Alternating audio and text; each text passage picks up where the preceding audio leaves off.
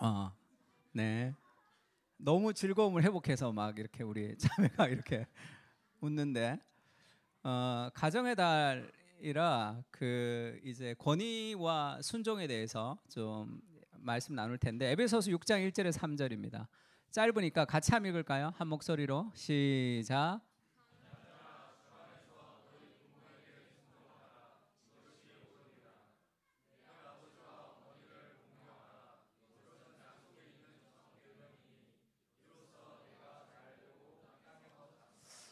아멘. 제가 기독교 그 이 홈페이지 기독교 출판사 홈페이지에서 검색어로 자녀라고 쳤습니다. 그러니까 뭐 494개의 상품이 이렇게 쫙 떴어요. 그 다음에 부모라고 딱 치니까 242개가 떴는데 그 중에 200개는 자녀를 기르는 부모예요. 그러니까 내 부모를 공경하라 이렇게 치면 한 권도 안 나옵니다. 부모 공경 이렇게 쳐도 한 권도 안 나와요. 그래서 너무 이상한 것 같아서 제가 저희 집에 가정에 관련된 책이 뭐 엄청나게 많아요. 다 찾아봤는데 그 노년의 시대를 어떻게 보내야 되는지에 대한 책들은 꽤 있는데 네, 부모를 공경하라라는 책이 왜 없지? 내가 굉장히 좀 당황스러웠습니다. 그러니까 오늘날의 시대가 자녀를 양육하는데 뭐 자녀를 어떻게 키우는 데는 너무 많은 관심을 기울이지만 우리가 부모에 대해서 어떻게 해야 되는지에 대해서는 책이 안 팔리니까 안 만들겠죠. 그런 시대가 되어서 야, 이게 좀 심각한 시대 아닌가 그런 생각을 제가 이번 주에 한 적이 있습니다. 지금 우리가 오늘 읽었던 6장 1절인데 같이 읽을까요? 자녀들아 시작.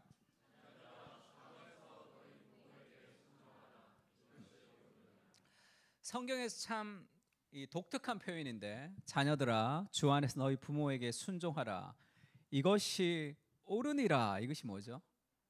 This is right. 이것이 옳으니라. 이것은 신앙의 명령이라기보다 자연법이라는 겁니다. 인간 안에 하나님이 성경이라는 특별 계시를 줬고 인간 안에 양심이라는 것도 있죠. 인간이 가지는 가장 보편적인 그것은 부모를 공경하는 겁니다. 그 왜라는 말이 없는 거죠. 그것이 본능적으로 우리에게 심어놓은 그것이 옳은 것이다 그렇게 얘기했습니다.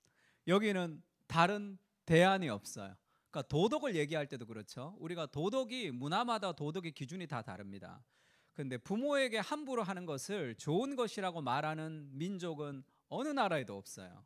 그것이 인간 안에 심어놓은 가장 중요한 어떤 흔들리지 않는 도덕의 잣대를 하나님이 심어 놓으신 거죠. 그게 왜 그러냐는 거죠. 왜 이 부모에게 순종하는 것을 모든 신앙을 다 떠나서 보편적으로 인간 안에 깔아놓으신 어떤 하나님의 원칙이 되느냐. 그러니까 이거는 뭐 반박할 수도 없는 하나의 깊은 원칙입니다. 왜 그러냐 하면 부모를 거역하는 것을 성경에는 또 엄청나게 잘못된 일로 따지기도 합니다. 그래서 하나님을 믿지 않는 사람들이 하나님이 그 하나님을 믿지 않는 상실한 마음을 하나님이 버려두어서 그들이 불의와 추악과 탐욕과 악의가 가득한 그런 어떤 인간의 죄악을 나열하면서 교만한 자요, 자랑하는 자요, 악을 도모하는 자요, 그리고 부모를 거역하는 자요, 이것을 악의 어떤 하나의 원칙으로 하나에 심어 놓습니다. 그러니까 심각하다는 부모를 거역한다는 것은. 그리고 이 바울이 디모데에게 그렇게 얘기합니다. 마지막 때에 말세에 고통하는 때가 이를 것인데 마지막 시대가 되면 사람들이 어떻게 이렇게 좋지 않게 되느냐를 했을 때 자기를 사랑하며 자기를 사랑하는 시대가 될 것이다. 하나님보다 돈을 사랑하며 자랑하며 교만하며 비방하며 부모를 거역하며 감사하지 아니하고 이렇게 얘기하죠. 그러니까 부모를 거역한다는 그 부모에게 순종하지 않는다는 그 하나의 그 문구를 굉장히 성경에서 중요하게 다루고 있다는 것을 알아야 됩니다. 왜 이게 이렇게 중요하냐면 부모를 공경하라는 말이 십계명에 나옵니다.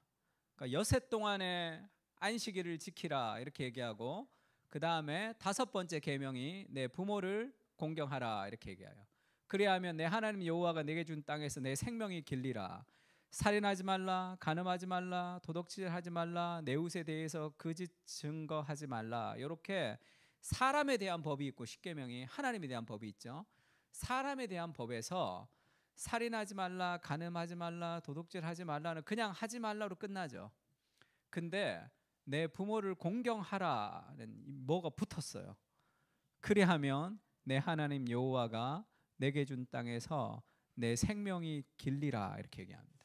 그리고 좀 독특한 게 사람에게 대한 계명은 다 하지 말라죠. 하지 말라, 하지 말라, 하지 말라, 하지 말라인데 이거는 부모를 공경하라 이렇게 기록했습니다. 그러니까 뭔가 좀 연결이 잘 안 되는, 이거는 하나가 더 붙어 있는 거예요. 바울이 이것을 그렇게 얘기합니다. 자녀들아 주 안에서 너희 부모에게 순종하라. 이것이 옳으니라. 그 공경이라는 것이 순종이라고 얘기를 하면서 내 아버지와 어머니를 공경하라. 이것은 약속이 있는 첫 계명인데 이로써 네가 잘되고 땅에서 장수하리라. 이 십계명 중에 약속이 붙어 있는 계명이라는, 부모를 공경한다는 것은. 그러니까 뭐가 이렇게 중요하길래 부모를 공경하는 것에 하나님 그런 약속도 붙였고 다른 계명이랑 뭔가 좀 다르게 선포하는 거죠. 그러니까 이것에 어떤 의미가 담겨 있는가 하면, 우리가 십계명을 얘기할 때 10가지 계명이 들어와서 지금 4가지는 하나님을 향한 계명입니다. 나 외에 다른 신을 내게 두지 말라, 우상을 새기지 말라, 여호와의 이름을 망령되이 부르지 말라, 안식일을 거룩하게 지키라가 하나님에 대한 계명. 부모 공경부터 살인, 간음, 도둑질, 거짓 증거, 내 이웃의 집을 탐내지 말라를 사람에 대한 계명으로 우리가 생각을 하는데, 잘 생각해 보면 십계명을 2개의 돌판으로 받았다고 했을 때 4개, 6개면 뭔가 밸런스가 안 맞죠. 그래서 많은 유대인 랍비들과 구약 학자들은 5대5로 썼을 것이다 그렇게 추정합니다. 5개 그렇게 모세가 받았을 것이다 십계명을. 그러면 이렇게 십계명을 받았다면 내 부모를 공경하라라는 계명이 여기 들어가는 거죠. 하나님의 계명에 들어갑니다. 그게 더 맞겠죠. 왜냐하면 하지 말라, 하지 말라, 하지 말라, 하지 말라, 하지 말라가 여기 있고, 지금 이 부모를 공경하라가 이쪽 하나님의 계명 쪽으로 들어가는 게 더 좀 어울리는 거죠. 뭔가 밸런스도 맞고. 왜 부모를 공경하는 것이 이 하나님에 대한 계명으로 들어가느냐 하면, 부모의 공경이 곧 권위에 대한 인정. 그것은 하나님과 연결되는 신앙에서 굉장히 중요한 어떤 원리가 있습니다. 부모를 공경하지 않는데 하나님을 공경하는 사람이 있을까요? 그런 일 없습니다. 하나님을 공경하는 그 하나님을 공경하는 그 권위에 대한 인정에 대한 베이스를 하나님이 부모를 공경하는 것으로 만드신 거죠. 그러니까 부모를 통해서 우리는 하나님을 공경하는 것으로 올라갈 수 있습니다. 그래서 부모를 공경하라는 것은 마치 하나님을 향한 계명과 사람을 향한 계명의 링크 같은 역할을 해요. 그래서 부모를 공경하면서 우리는 여러 가지를 하지 않는 것들을 배우기도 하고, 부모를 공경하면서 하나님을 사랑하는 그런 어떤 인간의 계명과 하나님의 계명을 연결하는 것이 부모 공경이라고 생각할 수 있습니다. 그래서 레위기에도 이렇게 얘기하죠. 여호와께서 모세에게 말씀하시는데 너는 이스라엘 자손의 온 회중에 말하여 이르라. 너희는 거룩하라. 이는 나 여호와 너희 하나님이 거룩함이라. 하나님이 거룩하다고 말씀하시고, 나의 안식일을 지키라. 나는 너희의 하나님 여호와니라. 이렇게 하나님에 대한 얘기를 쭉 하는데 가운데 뭐가 있죠? 너희 각 사람은 부모를 경외하고 나의 안식일을 지키라. 나는 너희의 하나님 여호와니라. 하나님을 경외하는 것, 하나님을 공경하는 것에 부모를 공경하는 것과 함께 연결해서 그렇게 말씀을 하신단 말이에요. 그래서 부모라는 개념이 가지는 가장 중요한 원리는 권위입니다. 권위에 대한 인정이에요. 지금 오늘날의 시대는 이 권위를 인정하지 않는 시대가 된 거죠. 권위를 인정하지 않는 시대는 하나님을 무시하는 시대가 되기 때문에 삶의 어떤 이 감정에 대한 통제를 할 수가 없습니다. 에베소서에서 존 스토트가 그렇게 얘기합니다. 부모의 권위는 하나님께 위임을 받은 것이다. 부모에 대한 공경은 하나님을 그들의 하나님으로 공경하는 것이며, 그래서 부모를 저주하는 사람과 순종하기를 거부하는 사람은 극도의 심한 판결을 내리는 것이다. 구약에서 부모를 거역하면 사형에 해당했죠. 그 공동체가 돌로 쳐서 죽였습니다. 그건 엄청난 심각한 범죄에 내리는 형벌이 부모를 거역하는 것에 내렸다는 것은, 부모를 공경하는 것은 곧 하나님을 공경하는 것과 연결되어 있는 굉장히 중요한 하나님을 향한 삶의 원리를 부모라는 그 제도 안에 하나님이 심어 놓으신 거죠. 결혼도 마찬가지죠. 결혼도 영원한 나라의 그림자로 하나님 우리에게 주신 거죠. 그리스도와 교회의 관계, 삼위일체 하나님의 연합을 보여주는 그림자로 있는 것이듯이, 부모라는 존재는 하나님을 공경하는 그런 어떤 연결점으로 하나님 우리에게 주신 거예요. 그래서 저는 그렇게 생각합니다. 성경에서의 가정의 단위는 부부가 기초예요. 언제나 부부가 기초입니다. 자녀보다 부부가 첫 번째예요. 근데 왜 십계명에는 부부라고 얘기하지 않고 부모를 공경하라가 들어갔을까? 그것은 단순한 인간관계를 설명하는 것이 아니라 권위에 대한 문제를 하나님이 인간 가운데 심어 놓으셨기 때문이라고 생각하고, 그 권위에 대한 순복이 곧 하나님께 나아가는 길이거든요. 에덴 동산에서 하나님을 거부한 목적이 뭡니까? 하나님보다 내 권위, 내 생각이 더 맞다는 거죠. 그러면 하나님의 말씀을 거부하는 거죠. 그런 삶의 인간이라는 타락한 존재는 어떤 권위의 대상을 통해서 하나님을 배워가는 그런 모습들, 신앙을 그렇게 배워가는 과정이 있습니다. 지금 이 사람이 누구냐 하면, 지금 젊었을 때라 잘 모르는 것 같은데, 이 사람 마이크 타이슨이라는 유명한 그 헤비급 선수죠. 젊었을 때 나와서 마이크 타이슨이 굉장히 유명했죠. 나중에는 홀리필드 귀를 물어 뜯어가지고 은퇴도 하고 막 그랬던 기행을 많이 했죠. 성추행으로 감옥도 많이 갔다 오고 그랬습니다. 지금도 영화 같은 데 많이 나오고, 얼마 전에 내가 봤는데 누구랑 유튜브 누구랑 이렇게 권투를 또 한다고 그렇게 얘기를 하던데, 이 마이크 타이슨이 굉장히 이렇게 와일드한 청소년 시대를 보냈는데, 이 코치예요. 유명한 코치인데 커스 디마토라는 사람을 만났습니다. 그래서 아주 키도 작고 린치도 짧은데 이 인파이트 복서로 아주 잘 가르쳤어요. 훈련을 많이 시켜서 이 커스 디마토와 함께 있을 때 타이슨은 거의 천하무적이었어요. 다 승리했습니다. 타이슨이 몰락하게 된 시작은 커스 디마토가 죽고 나서예요. 그 코치가 죽고 타이슨이 자기를 제어할 수가 없었어요. 그래서 온갖 기행을 다 하면서 거의 나락으로 떨어졌죠. 이 커스 디마토의 묘비에는 이렇게 써 있습니다. 한 소년이 불씨와도 같은 재능을 가지고 내게로 왔다. 내가 그 불씨에 불을 지피자 불길이 일기 시작해서 아름다운 불꽃이 되었다. 이것이 이 타이슨만을 얘기한 게 아니라 이 권투 코치로 수많은 사람들을 많이 키웠던 유명한 사람이에요. 타락한 삶의 본성은 어른이 필요합니다. 권위에 대한 복종이 있어야 돼요. 그러니까 무언가 잘 나가다가 삶에서 무너지는 많은 사람들의 특징을 보면 어른이 없어요. 내가 제일 똑똑합니다. 무언가 제어할 수 있는 그것이 없는 경우가 많습니다. 그러니까 내가 어떤 권위 아래 있는 것, 그것은 겸손의 표현이기도 하죠.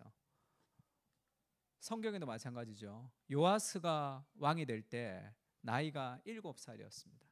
이 요아스가 좋은 왕인 것 같다가 또 나쁜 왕 같기도 하고 막 그렇죠. 초반에는 굉장히 건강한 걸 했지만 마지막에 요아스는 굉장히 실패한 왕으로 끝나죠. 성경은 그렇게 얘기합니다. 예후의 제7년에 요아스가 왕이 되어서 예루살렘에서 40년간 통치를 했습니다.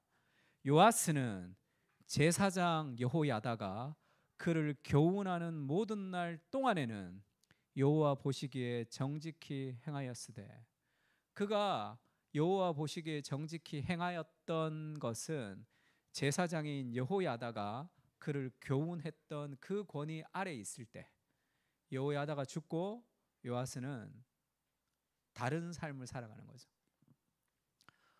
부모를 순종하라라는 것은, 그것은 우리에게도 좋은 거죠. 우리 삶에 어떤 권위의 대상이 있을 필요가 있습니다. 같이 한번 읽을까요? 잠언 시작.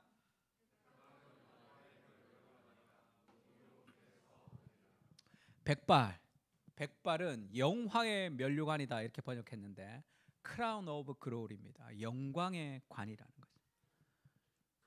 그 백발이라는 것은 그의 삶의 세월의 흔적이죠. 그 삶을 살아왔던 삶의 지혜와 그 세월의 흔적을 인정하고 공경하고 순종하는 삶, 그것이 하나님의 권위를 인정하는 사람이 가지는 자세라는 거죠. 근데 문제는 오늘날은 권위를 부정하는 것이 보편화된 시대를 살아가고 있는 거죠. 회사에서 나보다 나이 많은 사람들을 어떻게 생각합니까? 존경하고 그들을 우리가 공경하냐 하면 꼰대라 그러죠. 아, 라떼, 저 또 나온다, 그렇게 생각한단 말이에요. 그런 시대의 문화가 되었죠. 그래서 나이 많은 사람들은 이렇게 좀 싫어하는 그런 이 시대의 문화를 우리가 가지고 있습니다.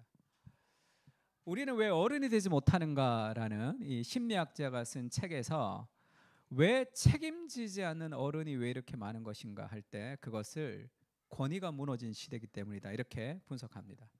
뭐 이렇게 기독교 서적은 아니지만 육아와 교육과 정치가 자꾸 나빠지는 이유는 이것이 제대로 된 권위가 상실되어 버린 시대 때문이다 이렇게 얘기합니다. 그러면서 학교에서도 문제를 일으키는 아이들이 점점 많아지고 있고, 번아웃을 호소하며 나가 떨어지는 교사도 많아지고 있다. 교육 제도의 문제도 곳곳에서 발견된다. 이 사람은 이렇게 해석했습니다. 나는 교사에게 있었던 권위가 사라진 것이 문제의 원인이라고 생각한다. 뭐 권위를 가진 교사가 이상한 행동을 했던 적도 많습니다. 뭐 갑자기 일어나서 여기서 막, 저도 중학교 때 일어나라 해서 와서 여기서 주먹으로 이렇게 얼굴을 선생님이 때리면 저까지 이렇게 막 밀려가면서 막 이렇게 거의 폭력이죠. 그러면 우리가 저 다만에게 부부싸움했다 이러면서 막 그런 얘기를 막 하고 했던 그런 이 잘못된 권위의 남용도 있죠, 물론. 그러나 그것이 모든 권위를 부정하는 시대로 가는 것은 굉장히 위험한 거예요. 이 시대의 많은 문제는 권위에 대한 부정입니다. 부모들도 마찬가지죠. 자녀들이 하나님을 잘 믿는 권위에 순종하는 자녀로 잘 크려면 남편의 권위, 가장의 권위를 세워주는 모습도 필요한 거예요. 그러니까 권위가 무너진 시대가 되는 거죠.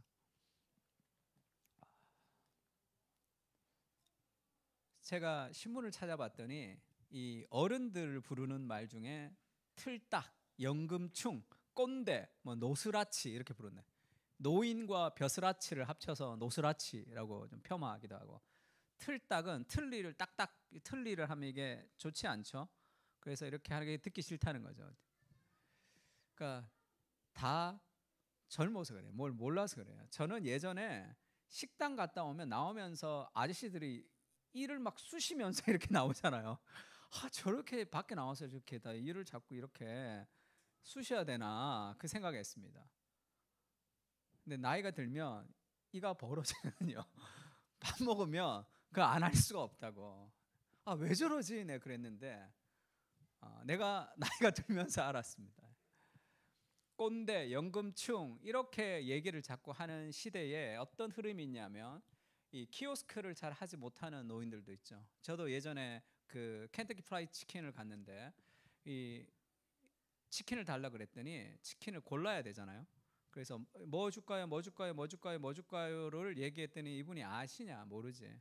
그러니까 치킨 달라고 그러니까 그렇게 주문하면 안 된다고, 이거 이렇게 주문해야 된다고 계속 실량을 벌이다가 이렇게 싸움이 붙은 걸 봤습니다. 그러니까 그분도 조금 더 친절하게 하든지 아니면 자기가 좀 골라주든지 하면 될 텐데 그렇게 하고 싶지가 않았나 보죠. 그래서 막 실리가 뭐랬어요. 이렇게 어르신은 그걸 모르니까. 저도 처음 스타벅스가 우리나라 왔을 때 저희 조카들 따라서 갔다가 오빠 뭐 먹을래요? 커피 그랬다가 이렇게 굉장히 분위기 싸해지더라고요.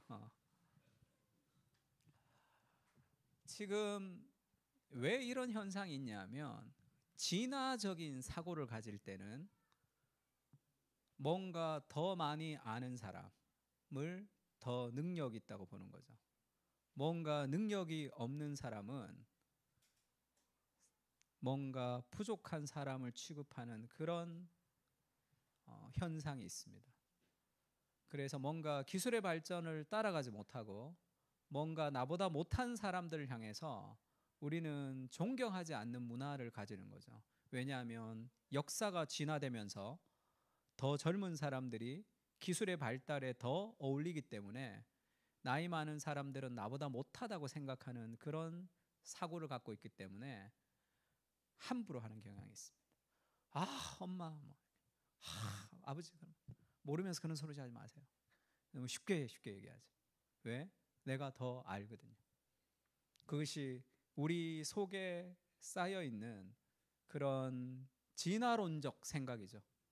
역사는 더 발전하고 더 많이 알고, 그래서 요즘은 잉여라고 한다는데, 잉여인간 이런 얘기가 있죠. 잉여가 뭐예요? 나머지 쓸모없는 걸 잉여라 그러죠.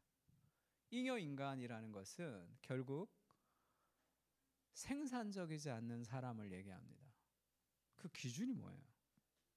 돈을 버는지 일을 하는지 그런 것으로 사람들을 판단하고 파악하는 시대가 된 거죠. 모든 인간관계는 인간이라는 그 자체, 하나님의 형상이라는 그 자체로 존중하지 않습니다. 나한테 유리한가, 나한테 불리한가, 나보다 더 잘 아는가, 나보다 더 모르는가, 그것으로 사람들을 좀 무시할 때가 있죠. 회사에서는 어떻습니까? 좀 일 잘 못하는 사람이 후임으로 들어올 때 여러분 어떻게 좀 대합니까? 내가 뭔가 좀 능력이 없어서 누군가와 배울 때 그 사람들 우리를 어떻게 대하죠? 그렇게 부모님들을 대할 때도 있죠. 왜? 내가 더 잘 알고 부모님이 잘 모르니까. 저도 그럽니다. 저희 아버님 지금도 전화 오면 보일러 잘 끄고 뭐 요즘 보일러 끄지도 않아요. 뭐 키지도 않는데 보일러 잘 끄고 뭐 가스 잘 잠그고 뭐 운전할 때 뭐 그런 얘기 하신다. 그러면 그걸 좋게 받으면 되잖아요. 아버지가 늘 걱정하시니까 좀 그만하라고 그렇게 얘기하죠. 이 권위를 부정하는 문화의 내러티브 안에 우리가 젖어 있는 거예요. 그래서 못하고 소외되고 힘든 사람들을 향해서 우리는 약간 무시하는 그런 경향들이 있습니다. 그래서 자녀들아, 주 안에서 순종해야 되는 거죠. 주 밖에서는 순종할 수 없는 일들도 주님 안에서 순종하는 거죠. 순종할 수 없는 영역들을 우리가 순종할 수 있도록 하는 것. 저런 인간은 내가 꼴 보기 싫어.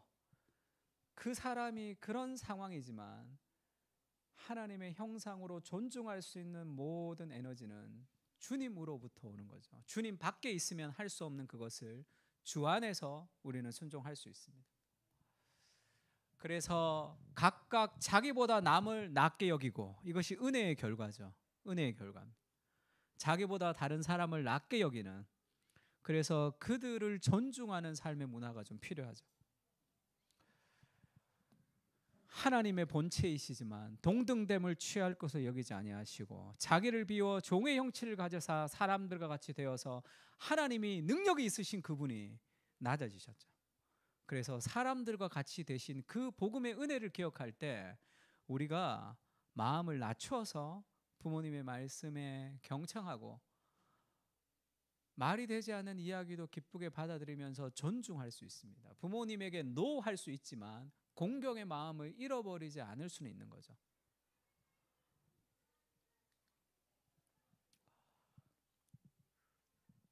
문제는 우리가 부모를 존경하려고 해도 존경할 수 없는 부모들도 있습니다. 얼마 전에 나온 거죠. 아이가 뚱뚱하다고 이 트레이드 밀에서 달려라고 아빠가 그 빠른데 애를 계속 밀어넣었어요. 애가 너무 힘든데도 강압적으로 애가 죽었습니다. 아주 어떤 학대, 거의 아동 학대 같은. 그러니까 우리가 살면서 부모님에게 좋은 신앙의 유산을 물려받은 사람도 있지만 부모님들에게 정말로 힘들고 어려운 삶의 상처를 우리가 받은 사람들도 있겠죠. 그럼 우리가 어떻게 공경합니까, 목사님? 우리 부모가 나한테 이렇게 행동을 했는데 내가 어떻게 공경할 수 있습니까? 그래서 주 안에서 공경할 수 있는 거예요. 주님 안에서. 이런 일들을 당할 때가 있습니다.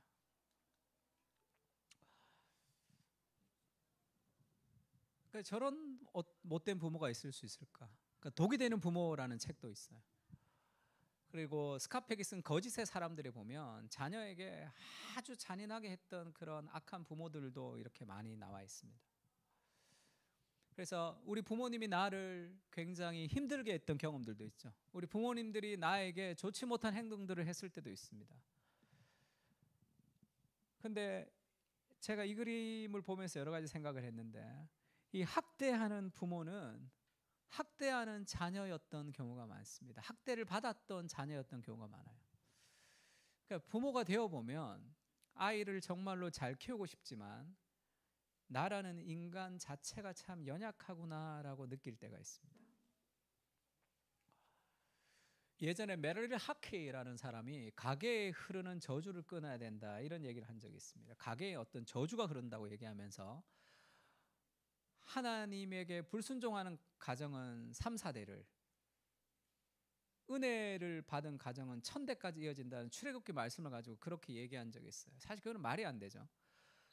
가게 아버지가 잘못했다고 그 집안에 가게가 흐르는 그런 일들은 성경에는 있지는 않습니다.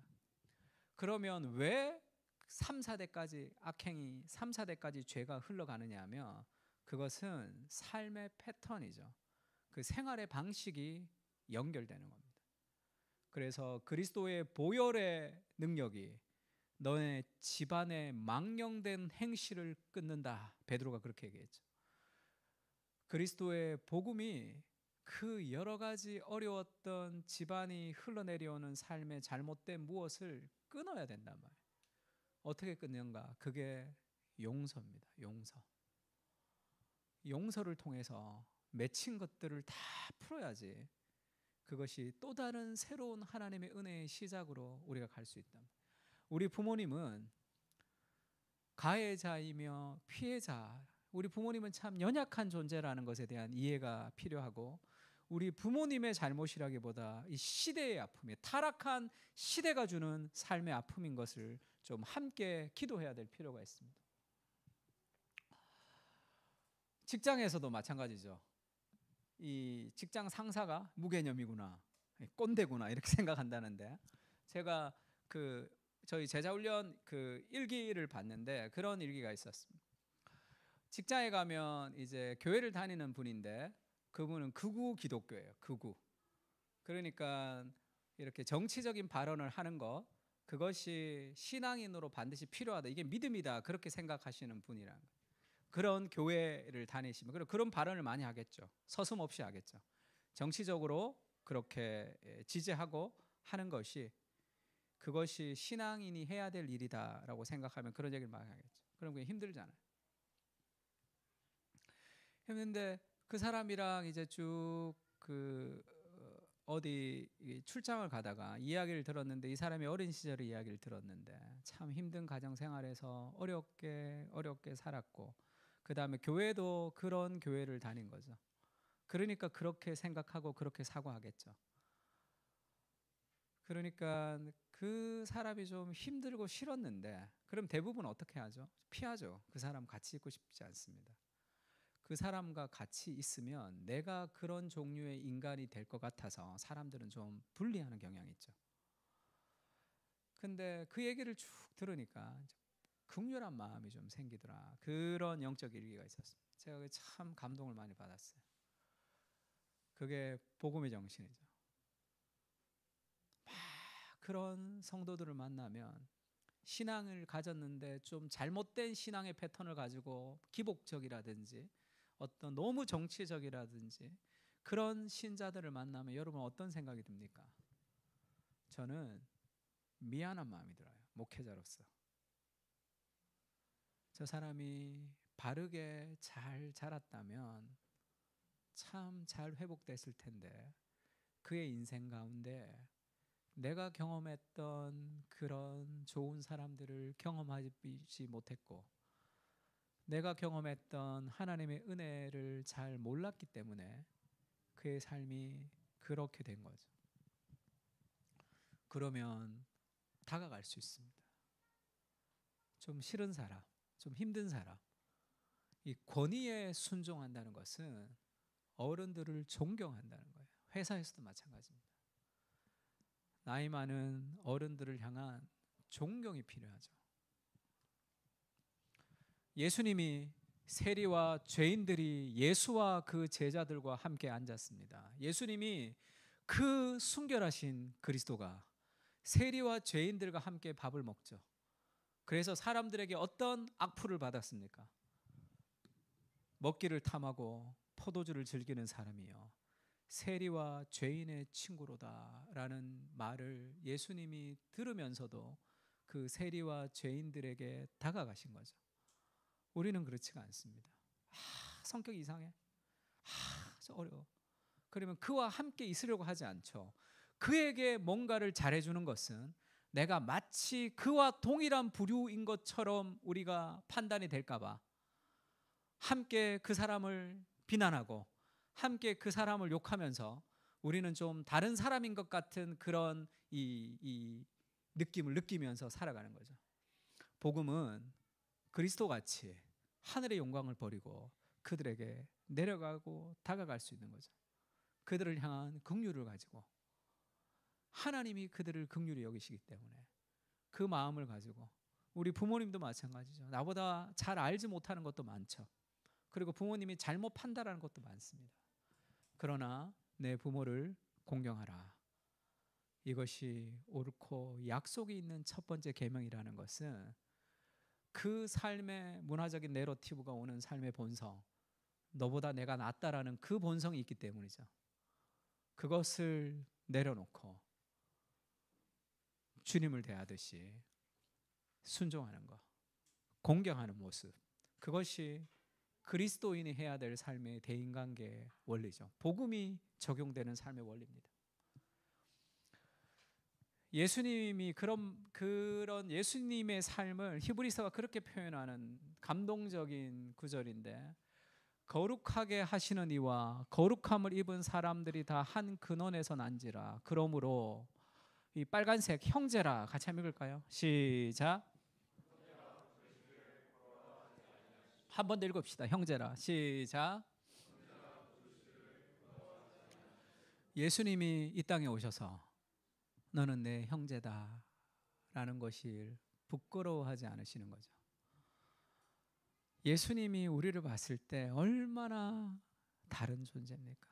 이 죄인을 향해서 내가 너를 사랑하고 내가 너의 형제라 부르기를 부끄러워하지 않으시고 세리와 죄인들과 함께 식사를 하시는 그리스도의 모습이 그래서 우리가 구원을 받은 거죠.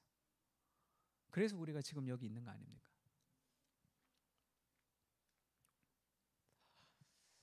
달라스 윌라드라는 유명한 영성가가 있습니다.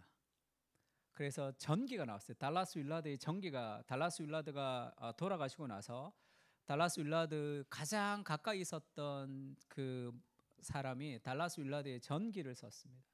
이 전기를 보고 제가 너무 감동을 받아서 이 북 리뷰를 하나 썼더니 이 출판사에서 전화가 와서 한번 인터뷰한 적이 있어요.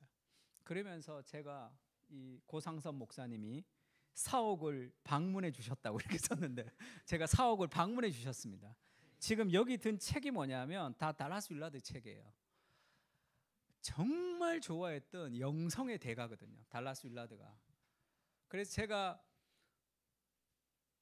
달라스 윌라드 인터뷰가 아니었으면 거기까지 안 갔을 것 같은데, 달라스 윌라드 인터뷰라 그래서 제가 갔습니다. 내가 정말 좋아하는 이 세계의 영성가 리차드 포스트의 스승이었는데, 이 전기를 읽고 내가 정말 많이 울었는데, 이 두 가지 포인트에서 울었는데, 달라스 윌라드가 자기 아들을 어릴 적에 폭행을 하는 장면, 이 매로 자기 아들을 엄청 때려서 나중에 그 아들에게 그것을 이렇게 미안하다고 회개하면서 펑펑 우는 장면이 있습니다.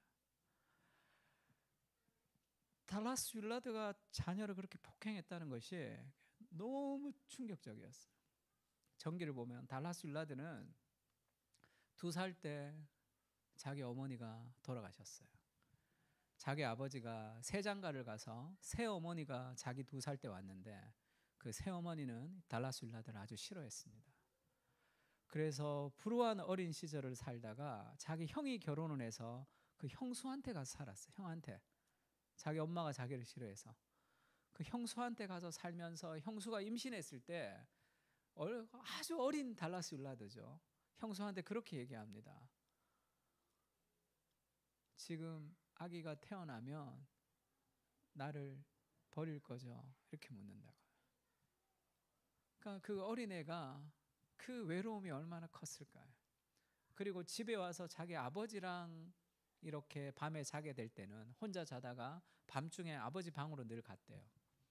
가서 깜깜하니까 늘 그렇게 물었답니다. 아빠, 지금 나를 보고 있습니까? 계속 물었대요. 그렇게 불우한 어린 시절을 살았던 그 깊은 외로움,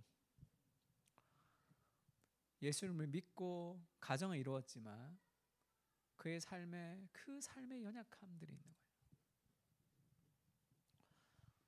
그래서 저를 정말 많이 울었습니다. 그리고 또 다른 감사의 눈물은, 이런 달라스 윌라드가 결국 세계적인 영성가로 하나님 만드신 거죠. 그 인생의 외로움을 철학으로, 친구가 없으니까 책을 보고, 그래서 현상학을 공부해서 거의 철학자 같은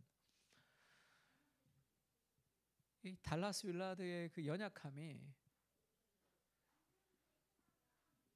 부모님으로부터 받은 여러 가지 어려움이 있다면, 우리 부모님이 나를 사랑하지 않은 것이 아니라 우리 부모님이 연약했다는 걸 좀 알아야 돼.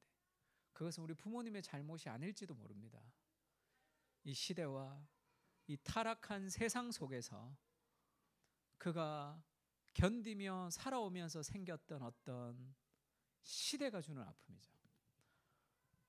그래서 우리 부모님을 용서하면서 이 시대에 대해서도 함께 기도할 필요가 있죠. 그때 모든 삶의 저주로부터 자유하게 되는 거예요. 그 용서로부터 삶에서 하나님이 주시는 새로운 어떤 이 생명이 시작되는 거죠. 시편 27편 10절에 이런 말씀이 있습니다. 같이 한번 읽을까요? 시작.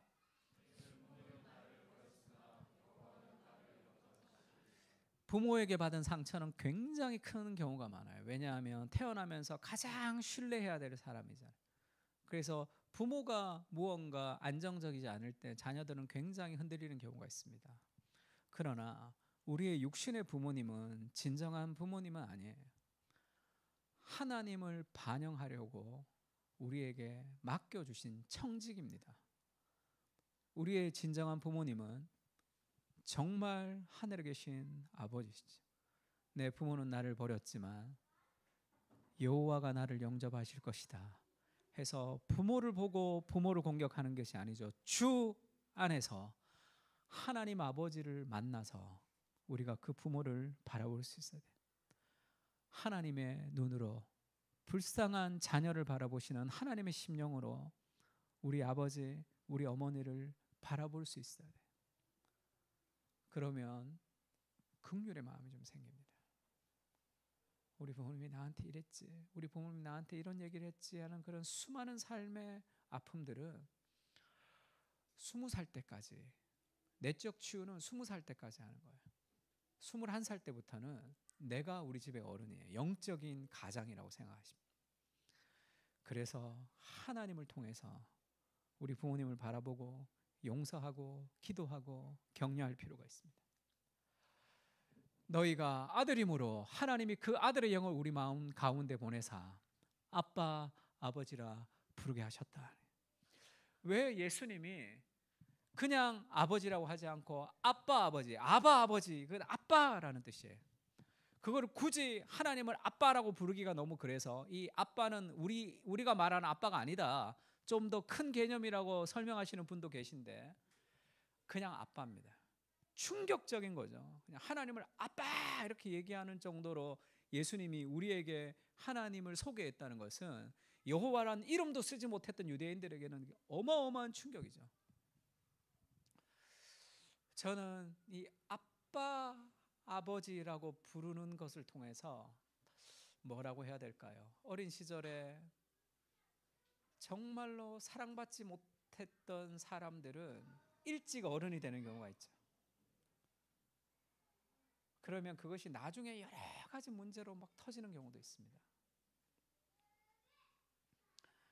하나님 앞에서 어린아이로 돌아가는 거죠. 아빠 좀 재롱도 부리고 때도 좀 쓰고 그러면서 진정한 아버지를 만나면서 우리 인생의 모든 것이 회복되며 보상받는 그런 은혜가 있는 거죠. 그가 친히 말씀하시기를 내가 결코 너를 버리지 아니하고 너를 떠나지 아니하리라.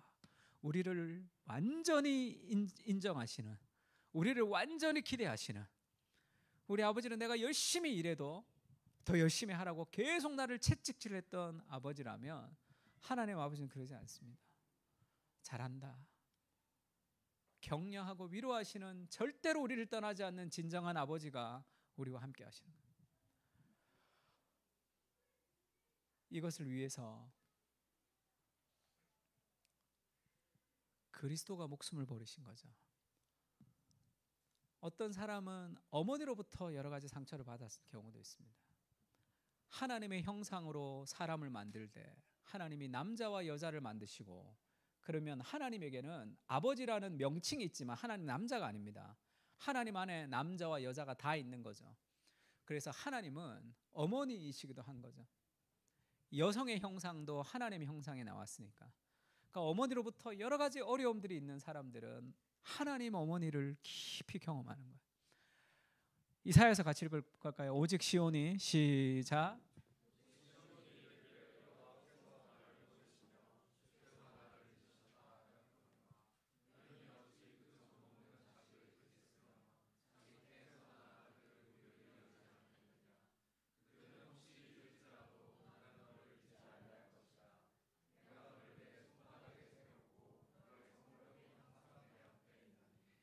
젖먹이는 자식을, 여인이 어찌 그 젖먹이는 자식을 잊겠느냐. 그러나 그들은 잊을 때도 있습니다. 완벽한 사람이 아니니까. 그러나 그들은 혹시 잊을지라도 나는 너를 잊지 아니할 것이다. 내가 너의 진정한 엄마다. 그렇게 얘기하시죠. 내가 너를 내 손바닥에 새겼고 너의 성벽이 항상 내 앞에 있다. 내가 너를 눈동자처럼 지킨다. 내가 한순간도 너에게 눈을 떼지 않는다. 지금도 내가 너와 함께 하시는 너의 진정한 아버지며 어머니다. 하나님 그렇게 얘기하시는 거예요. 왜 그 진정한 아버지인 하나님, 진정한 어머니인 그 하나님이 우리를 버리지 않고 우리를 사랑하시냐 하면 그리스도가 그것을 위해서 버림을 받으셨기 때문이죠. 예수님이 하나님이여 하나님이여 어찌하여 나를 버리셨나이까. 내가 아무것도 안 한 죄인이 어떻게 그런 완벽한 아버지 어머니를 경험하며 내가 살아갈 수 있는가 하면, 완벽하신 그리스도께서, 죄가 없으신 그분이 우리를 대신해서 모든 저주를 받으시고 우리의 모든 불순종과 더불어 십자가에서 버림을 받으셨기 때문이죠. 그 그리스도의 버림받음으로 우리는 절대로 버림받지 않는 그런 영원한 아버지, 어머니, 그 진정한 하나님을 우리 부모님으로 모시게 된 거 아니에요. 그래서 하늘에 계신 우리의 아버지라고 얘기하잖아요. 하늘에 계신다는 것은 전능하다는 뜻입니다. 그분이 우리의 아빠가 되시는 거죠. 그 완전한 부모님의 은혜를 그리스도를 통해서 우리가 맛볼 때 우리 육신의 부모의 여러 가지 것들을 우리가 받아들일 수도 있고 잘못된 것들에 대해서 함께 용서하며 하나님의 마음으로 우리가 육신의 부모를 바라볼 수도 있습니다. 리차드 포스트의 기도를 보면 그런 표현이 있습니다. 아빠가 2살 된 아들과 함께 쇼핑가를 걷고 있었대요. 그런데 아이가 유난히 심술을 부렸고 야단법석이었답니다. 아빠가 달래기 위해서 갖은 수단을 다 써봤지만 막무가내였죠. 그러다가 특별한 영감을 받았는지 갑자기 아들을 덥석 들어 올리더니 그를 꼭 껴안고 즉석에서 사랑의 노래를 부르기 시작했습니다. 그 노래는 운율에 맞지 않고 음정조차 정확하지 않았지만 아버지는 최선을 다해 마음을 전하기 시작했어요. 사랑해, 너 같은 자녀를 갖게 되어 아빠는 얼마나 기쁜지 몰라. 너로 인해서 아빠는 행복해. 아빠는 내 웃음소리가 너무 좋아. 그는 노래를 부르며 이 가게 저 가게로 지나갔다. 아이는 짜증을 부르지 않고 조용해지더니 노래에 귀를 기울였다. 우리도 한번 써보세요. 그렇게 한번 이렇게. 마침내 그들은 쇼핑을 마치고 자동차 있는 곳으로 왔어요. 아버지가 차 문을 열고 아이를 차에 앉히고 안전벨트를 묶고 주려고 하자 아이는 고개를 들고 이렇게 말했답니다. 아빠, 그 노래를 다시 불러주세요. 그 노래를 다시 불러줘요. 이렇게 얘기했다는 거예요. 이걸 보고 리차드 포스트가 그렇게 결론을 내렸습니다. 기도는 같이 한번 읽을까요? 시작.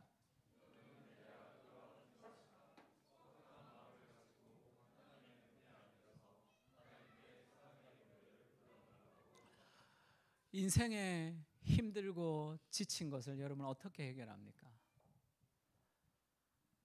우리의 진정한 아빠가 되시고 엄마가 되시는 하나님 품에 안겨서 아빠, 오늘 너무 힘든데 나에게 사랑의 노래를 좀 불러주세요.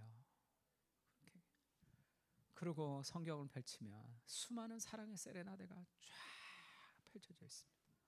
내가 너를 너무 사랑해서 내가 목숨을 버리고 내 인생이 지옥의 고통을 경험할 만큼 너는 내 인생에 가장 귀한 존재다 이렇게 말씀하시잖아요. 그 음성을 들으면서 우리 가정에 있었던 수많은 삶의 상처들을 극복해 나가면서 내 부모를 공경하라. 이것이 주 안에서 옳으니라. 그 삶을 살아갈 수 있는 그 부모의 권위를 인정하는 것은 하나님의 권위를 인정하는 것입니다. 오늘 부모님한테 다 전화 좀 하세요. 전화 좀 하고 집에 가서 부모님 만나면 부모님 말씀을 좀 잘 경청하고 존경하고 공경해드려요. 그것이 하나님을 향한 삶의 자세예요. 가사가 이런 노래가 있습니다. 수많은 노래들 중에 가장 뛰어난 노래, 나를 향한 아버지의 노래. 아버지의 사랑으로 영원히 내 마음속